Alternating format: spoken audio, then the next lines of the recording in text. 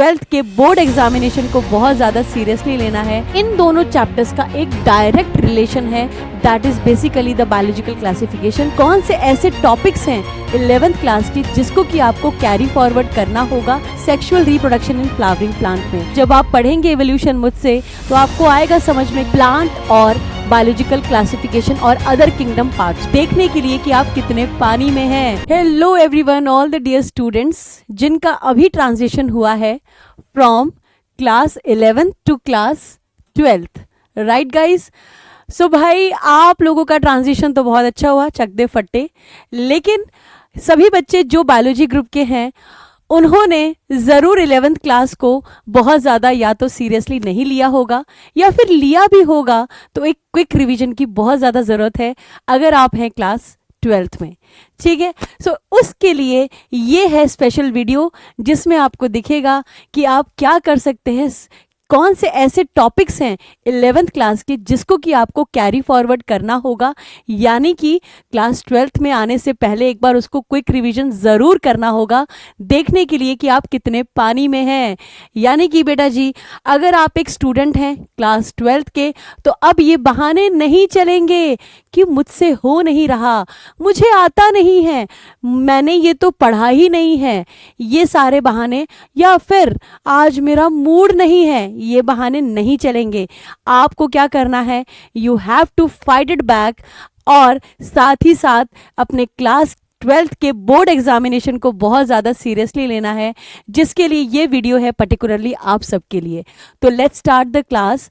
और इस वीडियो में आपको ये पता चलेगा कि क्या है वो टॉपिक्स जो आपके बोर्ड 2026 एग्जामिनेशन के लिए बहुत ज़्यादा हो सकते हैं इम्पॉर्टेंट, यानी कि क्लास 11th क्लास के जो टॉपिक्स हैं वो किस तरीके से क्लास 12th बोर्ड एग्जामिनेशन के लिए होंगे बहुत ज़्यादा सुपर इम्पॉर्टेंट। तो let's have a quick thing in that. प्रत्येक सूर्योदय के लिए आभारी रहें क्योंकि एक और दिन देखने के लिए जागना एक आशीर्वाद है।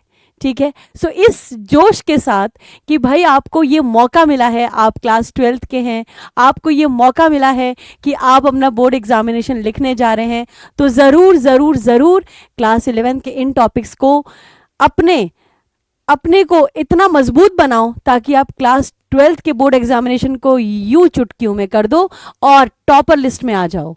ओके, सो देखा जाए सबसे पहले जो चैप्टर 2 है क्लास 11th का biological classification, it is a must read chapter guys. Why it is a must read chapter? Because इसमें क्या हो रहा है, it forms the base for chapters like, कहाँ पर बेस बना रहे हैं क्लास 12th में, बेस बना रहे हैं किस चीज़ के लिए, human health and diseases, microbes in human welfare. ये जो दो चैप्टर्स हैं आपके क्लास 12th के लिए, उससे पहले आपको पढ़ना पड़ेगा chapter 2 of class 11th, that is basically the biological classification, जो कि बहुत ज़्यादा इंपॉर्टेंट होगा क्योंकि ये दोनों ही आपस में कोरिलेशन कर रहे हैं। फिर देखते हैं चैप्टर 3 एंड चैप्टर 5, यानी कि chapter 3 and chapter 5 of class 11th, जिनका क्या टॉपिक है, that is plant kingdom and morphology in flowering plants. इन दोनों चैप्टर्स का एक डायरेक्ट रिलेशन है जो आपके क्लास 12th का जो चैप्टर है जिसको मैं अभी पढ़ा रही हूँ sexual reproduction in flowering plant में। सो बहुत ज़्यादा इंपॉर्टेंट है दोस्तों, इसको आपको ज़रूर थॉरो करना है, क्विक रिवीजन करना है। फिर देखते हैं चैप्टर जो है इवोल्यूशन, क्लास 12th का जो चैप्टर है इवोल्यूशन, चैप्टर नंबर 6 बहुत ज़्यादा इंपॉर्टेंट है। ये कौन से क्लास के 11th के किस टॉपिक को ये कोरिलेट कर रहा है ज़रा देखते हैं। It requires a basic information and knowledge of plant and kingdom parts. बिल्कुल, जब आप पढ़ेंगे इवोल्यूशन मुझसे तो आपको आएगा समझ में कि किस तरीके से ये जो चैप्टर इवोल्यूशन है कैसे ये कोरिलेट करता है प्लांट और बायोलॉजिकल क्लासिफिकेशन और अदर किंगडम पार्ट्स को।